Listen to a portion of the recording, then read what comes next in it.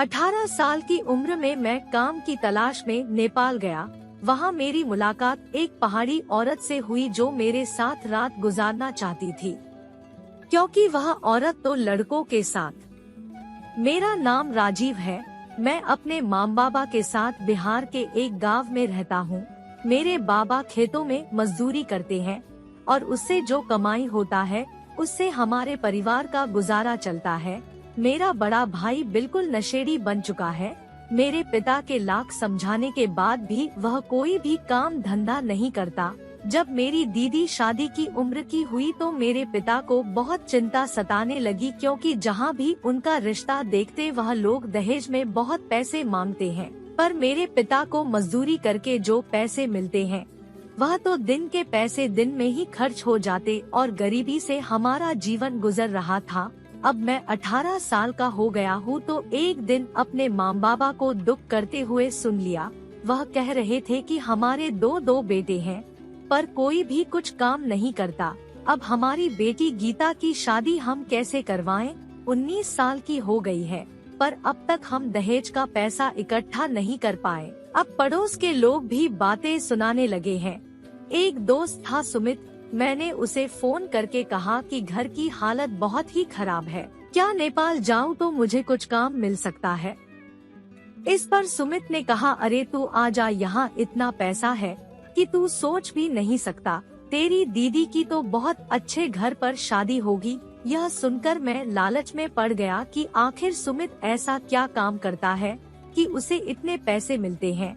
उसके पिता भी हमारे पिता की तरह ही मजदूरी किया करते हैं, लेकिन जब से सुमित नेपाल गया हुआ है उनके घर की हालत बहुत सुधर गई है।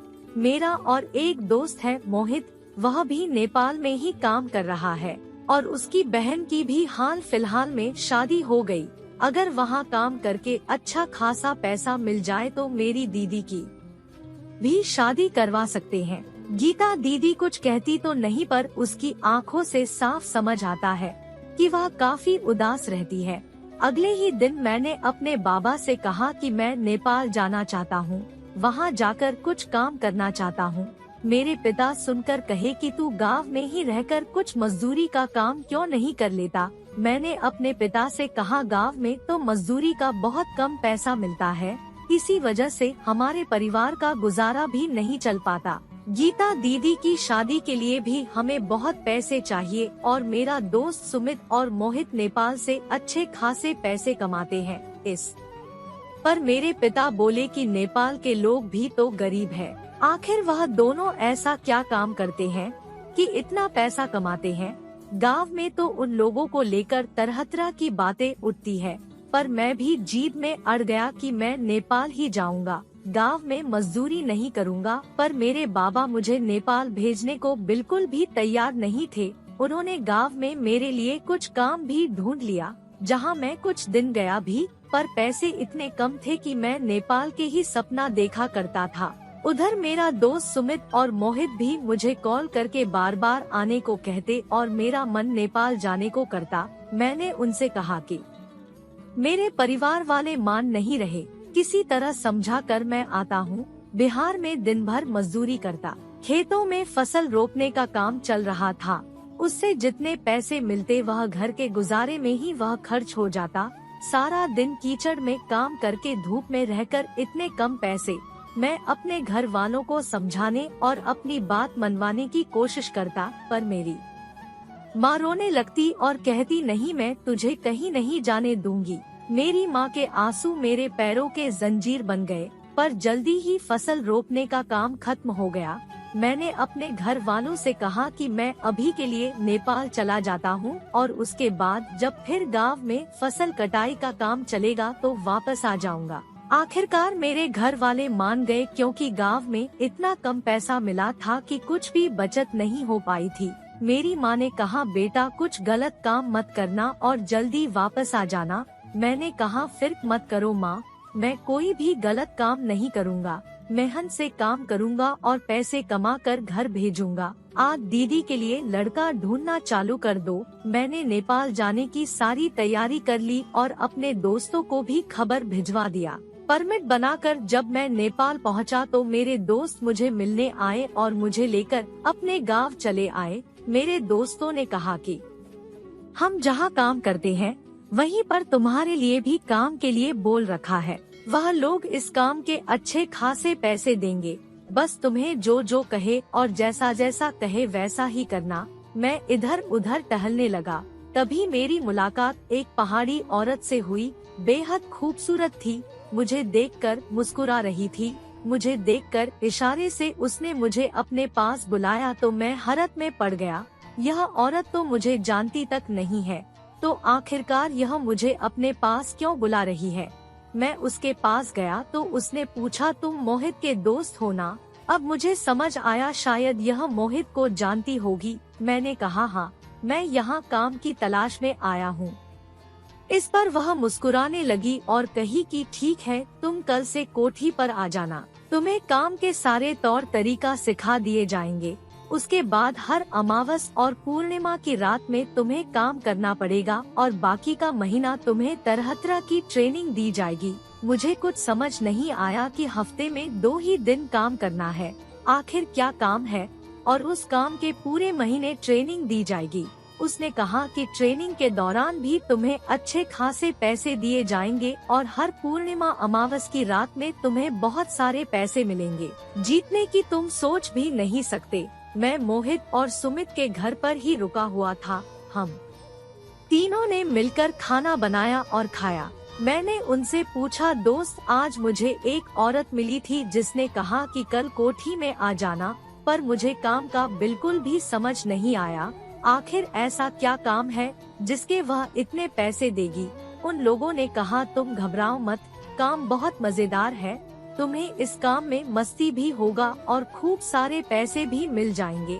बस तुम यहाँ ऐश करोगे, धीरे धीरे तुम्हें सब समझ आ जाएगा, फिर दोबारा नेपाल छोड़कर जाने का मन ही नहीं करेगा। मैं सारी रात यही सोचता रहा कि आखिर क्या काम करना होगा। मुझे अपने घर वालों की याद आने लगी। वह लोग तो मुझे बिहार से नहीं आने देना चाहते थे। मेरे बाबा को लगता है कि यह लोग कुछ गलत काम करते हैं, तभी इन्हें इतना पैसा मिलता है। आखिर मेरे बाबा को कुछ पता है क्या? अगले दिन में जब काम पर पहुंचा तो चौकीदार मेरे तरफ देखकर हंसने लगा और कहा, अच्छा तो तुम ही हो नए लड़के जो यहाँ काम करने आए हो। मैंने सोचा आखिर यह देखकर मुझे हंस क्यों रहा है। मैंने कहा, मैंने नया आया हूँ काम के लिए। उसने अंदर एक नौकरानी को फोन करके बुलाया। नौकरानी मेरे पास आ गई और मुझे अंदर लेकर जाने लगी। वह भी मुझे देखकर मुस्कुरा रही थी। मुझे समझ नहीं आया आखिर यह लोग मुझे देखकर इतना मुस्कुरा क्यों रहे हैं। नौकरानी ने मुझे बैठाया और कहा कि अभी मालकिन आकर तुमसे बात करेंगी। जब मालकिन मेरे पास आई, उन्हें देखकर लगा कि करीब 35 साल की होंगी। देखने में बहुत ही खूबसूरत और हसीन थी। एक बहुत ही खूबसूरत सा गाउन पहनकर आई थी। उसको देखकर तो मेरी हसरते जगने लगी। बहुत ही मोहक अदा से मेरे करीब आई और कही, तुम तो बहुत हैंडसम हो। मैं काफी हट्टा गट्टा और बहुत ही खूबसूरत हूँ। मेरा रंग गोरा है और आंखें भी बहुत ही खूबसूरत है। मैंने एक्सरसाइज करके काफी अच्छी बॉडी भी बना रखी है। वह मेरे करीब आकर मुझे छूने लगी। मुझे बहुत ही अजीब सा लगा, आखिर ये औरत ऐसा क्यों कर रही है। उसने एक जवान लड़की को बुलाया और कहा, इसका नाम सुचित्रा है। आज से यह तुम्हें ट्रेनिंग देगी और तुम्हें सिखाएगी कि काम कैसे करना है। तुम इसके साथ साथ रहना और जो भी सिखाएगी वह सीखना। मैंने मालकिन से पूछा कि आखिर मुझे क्या काम करना है, मुझे यही नहीं पता है। आप अगर मुझे बता देती मेरा काम क्या है तो मैं उसे करने को तैयार हूँ। मुझे खेतों का सारा काम आता है और मैं अभी अभी अपने गांव में खेतों में काम करके ही वापस यहाँ आया हूँ। अगर घर का भी कोई काम है तो मैं कर दूंगा। मालकिन ने कहा, इतनी जल्दी भी क्या है तुम्हें, धीरे धीरे सारा काम समझ में आ जाएगा। पहले तुम हमारे अदब कायदे सीख लो, तुम्हें उठना बैठना बोलचाल सब कुछ सिखाई जाएगी। साथ ही एक्सरसाइज का कमरा है, वहाँ तुम्हें एक्सरसाइज करके अपनी बॉडी भी बनानी पड़ेगी। सुचित्रा सबसे पहले मुझे एक्सरसाइज के कमरे में लेकर गई और मुझे बताया कि क्या क्या एक्सरसाइज कैसे कैसे करनी है। 1-1.5 घंटे एक्सरसाइज करने के बाद उसने मुझसे कहा कि जाकर नहा लो। नहाने के बाद उसने मुझे कुछ टाइट सा कपड़ा पहनने को दिया और मुझे अजीबोगरीब चीज सीखने लगी। पता नहीं क्यों पहले दिने मुझे बहुत ही अजीब सा एहसास हो रहा था। काम करके जब मैं घर वापस आ गया तो मोहित और सुमित मुझसे पूछने लगा कि आखिर पहला दिन काम का कैसा बीता। मैंने कहा मुझे बहुत ही अजीब लगा, उन लोगों ने मुझे कुछ काम ही नहीं दिया, बस अजीबोगरीब अदब और कायदे सीख रहे हैं। उन्होंने कहा यार बस ऐश करो, इतना ज्यादा सोचो मत। ऐसे ही कुछ दिन चलता रहा। करीब 7 दिनों के बाद मालकिन ने मुझे अपने कमरे में बुलाया। मालकिन ने काफी सारे पैसे मुझे दिए और कहा कल अमावस की रात है, हम अमावस और पूर्णिमा की रात में यह काम करते हैं। तुम्हें हमारी चुनी हुई किसी पहाड़ी औरत के साथ एक रात गुजारना पड़ेगा। यह सुनकर तुम मेरे होश उड़ गए। किसी औरत के साथ रात गुजारना पड़ेगा? उसने कहा कोठी के छत के ऊपर खुली जगह है, उस खुली जगह पर तुम्हें जो काम दिया जाएगा वह करना होगा। तुम्हारे साथ एक हसीन और खूबसूरत औरत रहेगी और वह तुमसे जो जो करने को कहेगी तुम्हें करना होगा और उसके तुम्हें बहुत अच्छे पैसे मिलेंगे। इतना कि कभी अपने आँखों से नहीं देखा होगा। बस तुम्हें काम को सही तरीके से अंजाम देना है। मैंने पूछा मालकिन काम क्या है, यह तो आपने बताया ही नहीं। मालकिन ने कहा मैंने तो बता दिया है, तुम अपने दिमाग में जोर डालोगे तो तुम्हें समझ आ जाएगा कि काम क्या है। मेरे सामने इतने सारे पैसे थे कि मैं लालच में आकर पैसों को ले लिया और कुछ बिना सोचे समझे ही मैंने हमारे जॉइंट्स अकाउंट में पैसे जमा भी करवा दिए। मैं बहुत खुश था कि मुझे इतने पैसे मिले हैं। मैंने अपने बाबा से कहा कि यह मेरी पहली कमाई है। मेरे बाबा को तो मानो यकीन ही नहीं आ रहा था कि इतना पैसा मिला है, वह भी 7 दिन के अंदर। उन्होंने मुझसे पूछा बेटा काम क्या है, तो मैंने उन्हें सारी बातें बता दी। यह सुनकर उन्हें कुछ शक होने लगा। उन्होंने कहा बेटा यह कोई गंदा जाल हो सकता है, तू लालच में आकर ऐसा काम मत करना कि तुम मुसीबत में पड़ जाओ। तुम अकाउंट से पैसे वापस निकाल लो और अगर यह लोग तुम्हें कुछ गलत काम करवाए तो यह पैसे उन्हें वापस कर देना। ऐसा नहीं कि घबराहट मुझे नहीं हो रही थी। औरत के साथ रात गुजारना है, आखिर क्या विधि करनी है, यह लोग क्या रस्म करते हैं, यह सोच सोच के तो मेरा दिमाग खराब हो जा रहा था। कोठी के छत में खुले में ऐसा क्या काम करना होगा? वह औरत मुझे कुछ गंदा काम तो नहीं करवाएगी ना, या फिर कोई जादू टोना टोटका भी तो हो सकता है। पर अगर गलत होता तो मेरे दोस्त क्यों करते हैं? हो सकता है पैसों की लालच में यह गलत काम करते हो। मैं काफी सोच में डूबा हुआ था कि मेरे दोस्त घर पर आ गए। उन दोनों ने कहा तू कल के काम के लिए तैयार है ना? मैंने उनसे कहा कि मुझे बहुत घबराहट हो रही है। आखिर क्या काम है, तुम दोनों बताते क्यों नहीं? वह दोनों हंसने लगे और कहे यार कुछ ऐसा वैसा काम होता तो हम करते क्या, और कल अमावस की रात है, कल सारी रात से पर्दे उठ जाएंगे। और वह दोनों हंसते हंसते घर का कामकाज करने लगे। मैं भी दोनों का हाथ बटाया। अगले दिन जब मैं उस हवेली में गया तो चौकीदार मुझे देखकर हंसने लगा। सामने खड़ी नौकरानी से कहा आज बकरा हलाल होने वाला है। यह सुनकर तो मेरे दिल की धड़कनें बहुत तेज हो गई। नौकरानी ने कहा मालकिन की पसंद भी बहुत खूब है, क्या मस्त नौजवान को लेकर आई है, आज की रिकॉर्डिंग तो बहुत अच्छी होगी। मैं वहाँ से अंदर चला गया और मैं एक बात मेरे दिमाग में अब घूमने लगी, कैसी रिकॉर्डिंग, आखिर छत में आज क्या होने वाला है। दिन भर मुझे कुछ काम नहीं था, बस एक नौकर आकर मेरी अच्छे से वैक्सीन कर दी थी और मेरे बदन में अच्छे से तेल मालिश। आखिर यह सब काम क्यों हो रहा है, मेरे समझ से परे था। रात होते ही मुझे एक अजीबोगरीब कपड़ा उन्होंने पहना दिया। एक औरत ने मुझे कुछ एक्टिंग सिखा दी कि तुम्हें ऐसे ऐसे करना है। मुझे लगा शायद ऊपर कोई शूटिंग चलेगी जिसका नाटक का पार्ट मुझे समझा रही है। तभी मेरे दोस्त वहाँ मुझे मिल गए, वह भी मेरे ही कमरे में थे। उन्होंने कहा कि तू तैयार है ना? मैंने कहा मुझे तो काम ही नहीं पता किस बात की तैयारी करूं। उसने कहा कोई बात नहीं, बस इतना याद रखना कि काफी पैसे मिलेंगे और गीता दीदी की शादी हो जाएगी। मोहित मसाज पार्लर का कर्मचारी के भेष में था, सुमित एक डॉक्टर के भेष में था और मैं पुलिस वाले की कपड़े में था। मुझे लगा कि कोई एक्टिंग करनी होगी। पहले उन लोगों ने मोहित को बुलाया तो वह चला गया। मैं और सुमित इंतजार कर रहे थे और मेरा दिल बहुत जोरों से धड़क रहा था। फिर एक नौकरानी आई और सुमित को भी बुला लिया। मैंने सोचा यही मौका है राज का पता लगाने का। मैं सुमित के पीछे पीछे जाने लगा। जब मैं छत के ऊपर पहुंचा तो एक सेट बना हुआ था। एक तरफ मोहित की शूटिंग चल रही थी और दूसरी तरफ सुमित की। मोहित मसाज पार्लर में एक लड़की की मसाज कर रहा था और वहाँ जो कुछ भी चल रहा था उसे देखकर मेरे होश उड़ गए। सबक कैमरा में रिकॉर्डिंग चल रही थी। यहाँ तो किसी तरह का मूवी बनाने का काम चल रहा है। जब सुमित वहाँ पर गया तो पेशेंट की भेष में एक लड़की का जांच करने लगा और धीरे धीरे बात बढ़ने लगी और वहाँ भी कुछ ऐसा काम चलने लगा जिसे देखकर मुझे अपनी आँखों से यकीन नहीं आ रहा था। मैं थर थर कांपने लगा। मैंने कभी सपने में भी नहीं सोचा था कि मेरे दोस्त यह सब काम करते हैं। यहाँ तो मूवी चल रही है, यह लोग इस तरह का गंदा मूवी बनाते हैं और पैसे कमाते हैं। मेरी माँ और बाबा ने मुझे बहुत समझाया था कि नेपाल मत जाओ और बिहार में ही मेहनत मजदूरी करो। मेरे बाबा को कुछ शक भी हो रहा था, इसलिए उन्होंने पैसे भी नहीं निकले थे। उन्होंने मुझे पैसा वापस निकाल लेने को कहा था।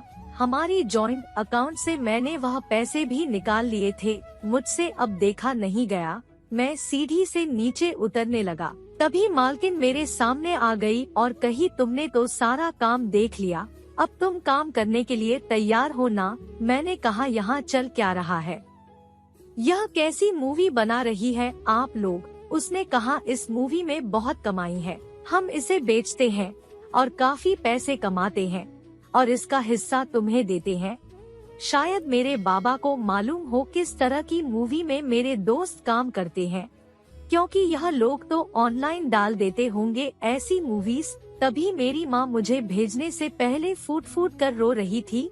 मैंने अपनी पॉकेट से वह सारे पैसे निकाले और मालकिन के हाथों में थमा दिया। मैंने कहा मैं बहुत गरीब जरूर हूँ, हाँ मेरी बहन की शादी नहीं हो रही है, पर मैं ऐसा काम नहीं कर सकता। अगर आप मुझे पहले ही बता देती कि यह काम करना है तो मैं कभी भी काम करने को तैयार नहीं होता। आपको शर्म आनी चाहिए इस तरह का काम करते हुए। वह मुझे रोकने की बहुत कोशिश करने लगी। उसने मुझसे कहा ईमानदारी के पैसे में गरीबों के अलावा और कुछ नहीं मिलता। मैं भी एक बहुत ही गरीब घर की लड़की हूँ और यहाँ का काम करने वाले सभी लोग बहुत गरीब हैं। लेकिन हमने यह काम जब से शुरू किया तब से हमारे पास पैसे आने लगे। जब तक पैसे ना हो तो लोग हमारी इज्जत नहीं करते, इसलिए बिना का ज्यादा सोचे तुम यह काम कर लो। देखना इज्जत के साथ तुम्हारी दीदी की शादी भी हो जाएगी। मैंने कहा इस तरह का वीडियो ऑनलाइन हो गया तो मेरी दीदी की शादी भी हो जाए तो ससुराल से निकाल देंगे। क्या फायदा ऐसा पैसा कमा के जिसमें इज्जत ही ना हो। आप मुझे माफ कीजिए। यह कहकर मैं बाहर निकल गया। जब मैं गुस्से से वहाँ से निकाल कर जाने लगा तो चौकीदार ने मुझे देखा। अब मुझे चौकीदार के बातों का मतलब भी समझ में आ रहा था। मैंने फैसला कर लिया था यहाँ एक पल भी नहीं रुकूंगा। मैंने अपना सामान लिया और अगली सुबह ही मैं अपने घर की ओर निकल पड़ा।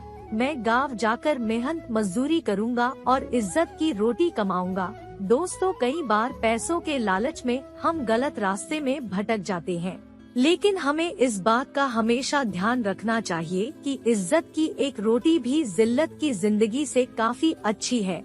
इसलिए लालच में पड़कर कभी भी कोई गलत कदम नहीं उठाना चाहिए।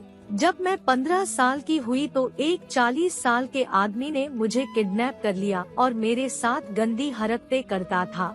मेरी विधवा माँ ने मुझे ढूंढने की कोशिश की पर मैं नहीं मिली तो उसने दोबारा शादी कर ली। कुछ महीने बाद उस आदमी ने मुझे छोड़ दिया।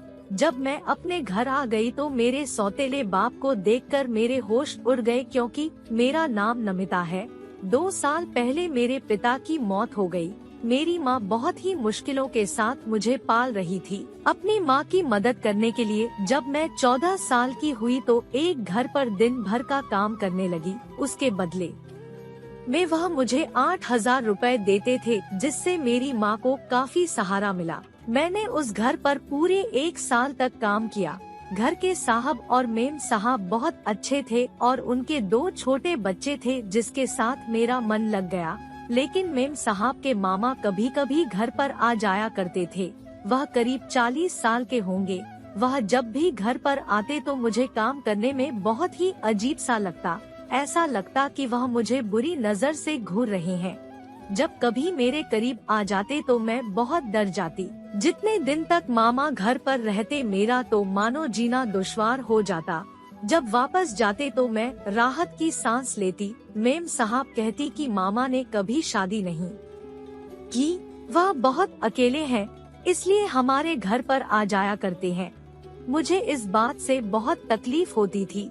आखिर मैं परेशान होकर वह काम ही छोड़ दिया। जब मेरी माँ ने कहा कि तुमने काम क्यों छोड़ दिया, तो मैंने कहा माँ मैं दूसरा काम ढूंढूंगी, इसमें काम बहुत ज्यादा रहता है तो मैं बहुत थक जाती हूँ। मुझे दूसरा काम बहुत जल्दी मिल गया और 2 महीने के अंदर मेरा काम में मन भी लग गया। पर एक रोज मैं काम से वापस आ रही थी। काफी सुनसान था और रात बहुत हो चुकी थी। तभी किसी ने मुझे पीछे से पकड़ा और किडनैप कर लिया। मैं पीछे मुड़कर देखी तो उसका चेहरा नजर नहीं आया, क्योंकि उसने नकाब पहना हुआ था। वह मुझे एक अंधेरे कमरे में बंद कर दिया। 2 दिनों तक वहां कैद रखकर मैं परेशान हो गई और चीखने चिल्लाने लगी। 2 दिन तक तो वह किडनैपर मुझे बस करे में खाना और पानी पहुंचा देता, पर तीसरे दिन जब वह नकाबपोश कमरे के अंदर आया तो उसे देखकर मेरी रूह कांप उठी और उसने मेरे साथ जो कुछ किया मैं बेहोश हो गई। मैंने सोचा मुझे किसी भी तरीके से यहाँ से भगाना होगा, पर एक एक करके दिन बीतते चले गए और मेरी हालत दिन ब दिन खराब होती चली गई। वह आदमी मेरे साथ हर दिन गलत काम करता था। उस नकाबपोश के पीठ पर एक कटा हुआ दाग था। मैं इस उम्मीद में थी कि मेरी माँ मुझे ढूंढ निकालेंगी, पर मेरी माँ मुझे नहीं ढूंढ पाई और मैं हर रोज इसी उम्मीद से सुबह उठती थी कि मैं आजाद हो जाऊंगी। एक दिन वह आदमी मेरे पास आया और कहा कि आज मैं तुम्हें छोड़ दूंगा और तुम अपने घर चली जाना। यह सुनकर तो मेरी खुशी का ठिकाना नहीं रहा। उस आदमी ने मेरे साथ तो बहुत गलत किया था, लेकिन यहाँ रह रहकर मैं बिल्कुल पागल सी होती जा रही थी। एक अंधेरे कमरे में दिन पर दिन मेरे ऊपर अत्याचार होता, यह सब मेरे बर्दाश्त से बाहर हो गया था। आदमी ने कहा कि अगर तुमने अपनी माँ को बताया कि तुम किडनैप हो गई थी तो मैं तुम्हें जान से मार दूंगा। बस उसे घर पर जाकर यही कहना कि तुम एक लड़के के साथ भाग गई थी, क्योंकि तुम्हारी माँ को यही लगता है कि तुम किसी के साथ भाग गई हो। मैंने मन ही मन सोचा कि जैसे ही माँ के पास पहुँचूंगी मैं सारी सच्चाई उनको बता दूंगी, ताकि इस आदमी को कड़ी से कड़ी सजा मिल पाए। जब उसने मुझे छोड़ दिया तो मैं खुशी खुशी अपने घर पहुंची। मेरी माँ ने दरवाजा खोला तो एक पल के लिए मैं उन्हें पहचान नहीं पाई। मुझे लगा घर पर यह कौन दूसरी औरत आ गई है, लेकिन फिर मैंने गौर से देखा तो मेरी माँ एक लाल साड़ी पहने हुए थी और उनकी मांग में सिंदूर था। उनको देखकर मैं चौंक गई। मैं किडनैप हो गई। इधर मेरी विधवा माँ ने फिर से शादी कर ली। मैंने कहा माँ यह सब क्या है? माँ ने कहा तुम इतने दिन कहाँ थी? मैंने तुम्हें कहाँ था नहीं ढूंढा। कस्बे के हर एक घर पर जाकर तुम्हारा पता लगाया, दर दर की टोकरे खाई, मैं हार नहीं मानी। आसपास के लोग कहते कि तेरी बेटी किसी लड़की के साथ भाग गई है, तू उसके वापस आने की उम्मीद अब छोड़ दे। पर मैं तुम्हारे आने की उम्मीद कभी नहीं छोड़ी। मैं मंदिर में जाकर हर रोज पूजा करके भगवान से ही प्रार्थना करती कि मेरी बेटी को वापस कर दो। मैंने कहा आपने शादी कब की माँ? माँ ने कहा तुम्हारे जाने के बाद मैं बहुत अकेलापन महसूस करती थी। तभी एक साहब से मेरी मुलाकात हुई। उन्होंने कहा तुम्हारी बेटी भाग गई है। कब तक क्यों अकेले जिंदगी गुजारोगी, तुम मुझसे शादी कर लो। आखिर मैंने उस आदमी से शादी कर ली। माँ के हाथों के मेहंदी का रंग भी नहीं उतरा था, यानी हाल फिलहाल में ही इन्होंने शादी की। मैं उन्हें बताने ही जा रही थी कि मेरे साथ किस तरह का बड़ा हादसा हुआ कि तभी मेरे सौतेले बाप मेरे सामने आकर खड़े हो गए। उन्हें देखकर मेरे रोंगटे खड़े हो गए, क्योंकि मेरा सौतेला बाप तो। मैंने कहा, माँ मुझे माफ कर दो। एक लड़के के प्यार में पड़कर मैं घर से भाग गई थी, लेकिन फिर मुझे तुम्हारी याद आई तो मैं वापस आ गई। मेरी माँ ने मुझे गले से लगा लिया और रोने लगी। उन्होंने कहा, तुम मुझे मिल गई, यही मेरे लिए बहुत है। मैं माँ के साथ रहने लगी और फिर से काम पर जाने लगी, पर मेरा सौतेला बाप मौका पाते ही मेरे साथ गलत काम करता। रोज रोज के हरकतों से मैं बहुत परेशान हो गई थी। लेकिन एक रात मैंने माँ के कमरे में गई और वहाँ का नज़ारा देखकर मेरे सिर पर आसमान टूट पड़ा, क्योंकि मेरा सौतेले बाप के पीठ पर वही निशान था जो उस किडनैपर के पीठ पर था। मेरा सौतेला बाप वो मामा था जिसके डर से मैंने पहला काम छोड़ दिया था और अब तक माँ की खुशी के लिए इसे झेल रही थी। अब बहुत हो गया। मैंने एक चाकू से उस रात उसे मार डाला। माँ उठकर जब वो नजारा देखा तो कहा कि ये तूने क्या कर दिया। मैंने कहा, इस जल्लाद ने जो काम किया है उसके लिए यह सजा भी कम है। माँ चौंक उठी और मेरी तरफ देखने लगी। मैंने कहा, यह मेरे साथ गंदा काम करता है। मैं रोने लगी और माँ को सारी बातें बता दी। मैंने कहा, माँ यह पहले जो मेम साहब घर पर मैं काम करती थी यह उनके मामा थे और मुझ पर बहुत बुरी नजर रखते थे।